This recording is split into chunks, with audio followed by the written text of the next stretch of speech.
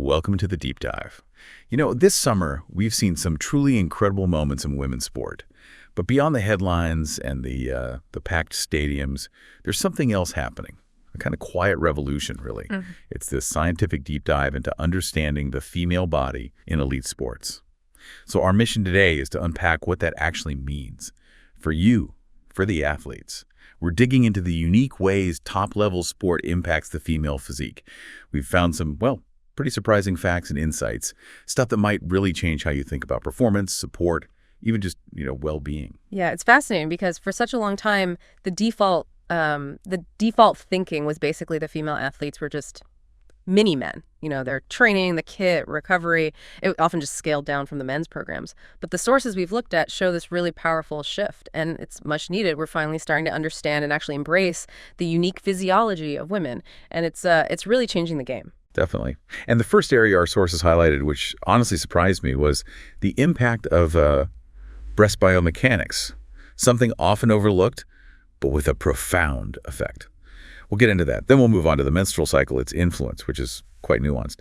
And finally, look at why women seem to face a higher risk for certain kinds of injuries. Okay, so let's start there with breast biomechanics. Maybe think back to that image. Chloe Kelly, UEFA Women's Euro 2022 final. That iconic sports bra celebration, it actually perfectly captures the science we're diving into.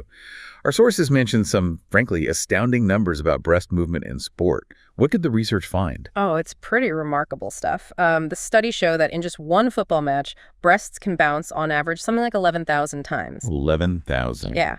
And without the right support, that bounce averages about 8 centimeters. That's 3 inches. And maybe even more incredible, the forces involved. They can hit up to 5G. Like a Formula One driver experiences cornering at high speed. It's that level of force. And this isn't just theoretical. Professor Joanna Wakefield-Skerr at the University of Portsmouth, they call her the bra professor.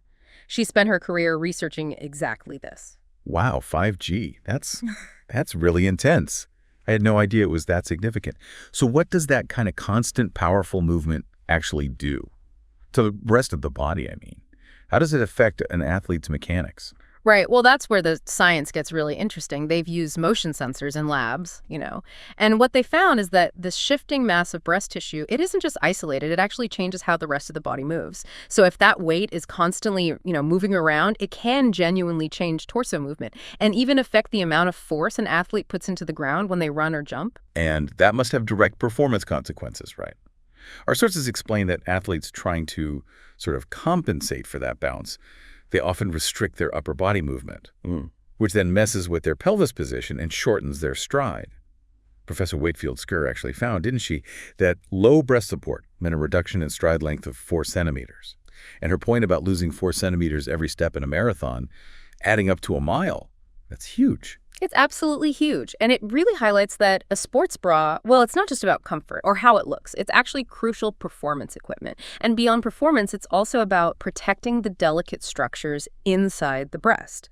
Professor Wakefield-Skerr really stresses this. She says, if we stretch them, that's permanent. So it's really about prevention rather than cure. You can't undo that damage. Prevention, not cure. That makes sense. So moving beyond that external support, our sources also dive into another internal factor, the menstrual cycle. We know, generally it affects the body, right? Mood, emotions, sleep, fatigue, headaches, cramps. But what's the actual impact on elite athletic performance?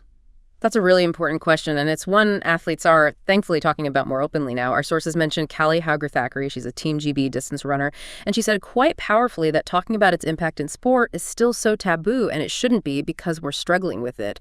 Yeah, her personal story really brings it to life. She talks about feeling fatigued, having heavy legs, sometimes like she's running through mud. And she uses a tracker because just the idea of being on her period before a big race, like the Boston Marathon, causes anxiety. She mentioned getting through one race okay, but wondering if she could have done better without that extra sort of mental load. But then our sources also bring in Professor Kirstie Elliott-Sale, and she offers a more nuanced view, saying it's very individual and maybe not quite as simple as saying the menstrual cycle affects performance. How do those fit together? Yeah, that's the fascinating part. Professor Elliott-Sale, she's at Manchester Metropolitan University, specializes in female endocrinology and exercise physiology, and she really hammers home that individuality. She points to examples like Paula Radcliffe, famously broke the marathon world record back in Chicago 2002. She was dealing with period cramps during that race. Wow, I didn't know that. Yeah. So as Professor Elliott Sale says, competitions, personal bests, world records, everything has been set, won and lost on every day of the menstrual cycle. So the key insight maybe isn't that the cycle always hurts performance, but that understanding and adapting to your own body's pattern is key. It becomes about personalized performance and mental resilience. Right, okay, so it's definitely more complex than just period equals bad performance. What are the main things influencing how someone might perform then? Well, it seems to be a mix of things. You've got the physiological changes driven by hormones like estrogen and progesterone.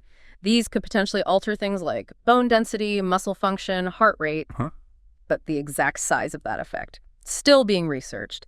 Then obviously there's the challenge of just performing while you feel bad cramps, fatigue, headaches. But crucially, and this comes through strongly, there's the psychological side, the anxiety, the dread Callie mentioned.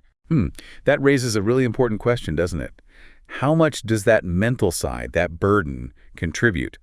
Because even if the physical effects aren't always massive, that anxiety must be draining. Oh, absolutely. Professor Elliott Sale talks about this heavy mental burden. She's spoken to athletes who, sometimes even triple up with period pants just to avoid leaking or having an accident in front of big crowds. Imagine that stress. Yeah, God. That kind of stress, plus maybe poor sleep, feeling tired, dealing with cramps. It's naturally going to have a knock-on effect on how you perform. But it's not all challenges. There's positive change happening, too. Our sources mentioned the Sale Sharks women rugby team. They're actually working with Manchester Metropolitan University on this. Katie Daly-McLean, former England rugby captain, talked about how they're having open discussions, planning things like taking ibuprofen maybe 3 days before a match.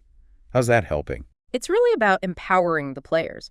By talking openly and tracking individual cycles, they can plan ahead. Katie points out that these kinds of tailored strategies, they actually change behavior. They can make you a better rugby player. Because you're not just fighting your body or battling anxiety in secret. It shifts it from being a taboo into, well, a strategic element you can manage. Okay, so from those internal rhythms, let's switch focus to external challenges, injuries, specifically the ACL, the anterior cruciate ligament in the knee. The data in our sources is pretty alarming. Women face a significantly higher risk, 3 to 8 times greater than men, depending on the sport. Why is that? Yeah, it's a really complex area. Dr. Thomas Dos Santos, he's a sports biomechanics researcher also at Manchester Metropolitan University. It's clear there's no simple answer for why women face this higher risk. It's definitely multifaceted. A combination of different factors seem to be involved. Okay, so what are some of those potential factors? Is it about anatomy? That's certainly part of the picture. On average, women tend to have wider hips. This can change the angle where the thigh bone meets the knee, potentially putting more stress on the ACL. Plus, the ligament itself is often a bit smaller in women, which might mean it's a little bit weaker, potentially. Hormones are also being looked at very closely. High estrogen levels, particularly before ovulation, could change ligament properties, maybe make them stretchier. There's even a big FIFA-sponsored study investigating that specific link right now. But if we connect this to the bigger picture, it sounds like it's probably not just biology, is it? Is training quality a factor too? Oh, absolutely. Dr. Dos Santos makes a really strong point here. He argues that quite often women still do not get the same quality of support and strength training as men. Right. He uses this really compelling analogy with ballet. In ballet, where training standards are generally very high and equal for men and women, the difference in injury rates for things like ACL tears, it's basically trivial between the sexes. Which strongly suggests that these systemic differences in training, in support, in strength and conditioning, they play a big role in that injury gap we see in other sports. That's a really powerful point. So the challenge then becomes, how do you minimize risk through training, but without actually hurting performance? Can you really train female athletes to move differently enough to protect the knee without stopping them from making those explosive high-strain moves you need in sports like football? It's a very fine line to walk. Yes, you can train athletes to modify movements, to land differently, to build specific muscle strength to support the knee. But you can't eliminate the basic demands of the sport. You need those quick cuts, those jumps. As Dr. Dos Santos puts it, we can't wrap them up in cotton wool and say you should avoid playing sport. That's not the answer. The goal is really to make them strong enough to tolerate those loads so they can perform at their best safely. But completely eradicating ACL injuries, probably not possible, unfortunately. It's about risk reduction, making them more robust. Okay, and as we sort of pull all this research together, breast biomechanics, the menstrual cycle, injury risk, it really becomes clear how fundamentally this changes the whole narrative for women in sport, doesn't it? Yeah. Katie Daly-McLean, the rugby captain we mentioned, she recalled getting her first England cap back in 2007. And she said all the assumptions about her body, her performance, were based purely on data from male players. They were just literally treated as mini-men. Exactly. And that experience just highlights the massive shift we're finally seeing. Girls and women hopefully no longer have to feel like outsiders in sport. And this isn't just about boosting performance for the elite few, although it does that. It's also about making sport more inclusive, more sustainable, which helps keep more women and girls involved overall. And that has huge benefits for society. So what does this all really mean? For you listening, and maybe for society more broadly, our sources really underline the impact here. One of the biggest reasons young girls drop out of sport is apparently body image. It's around periods and not having a correct sports bra.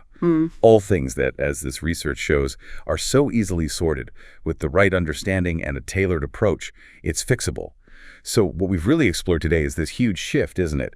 Moving away from treating female athletes like they're just smaller versions of men, towards a scientific understanding that actually respects and works with the unique female body to optimize performance and well-being. Yeah, precisely. And the value of this kind of deep dive, it isn't just for elite athletes or even just confined to sport. It really demonstrates how science, combined with curiosity and crucially tailored approaches, can break down long-standing barriers, how it can improve experiences for absolutely everyone. This knowledge, it empowers athletes, yes, but it empowers all of us, really. So maybe a final thought for you to take away. Just consider, what other areas, maybe in your own life or in society, might still be running on those old, outdated, one-size-fits-all assumptions? And what new possibilities might open up if we just started to truly understand and respect individual differences?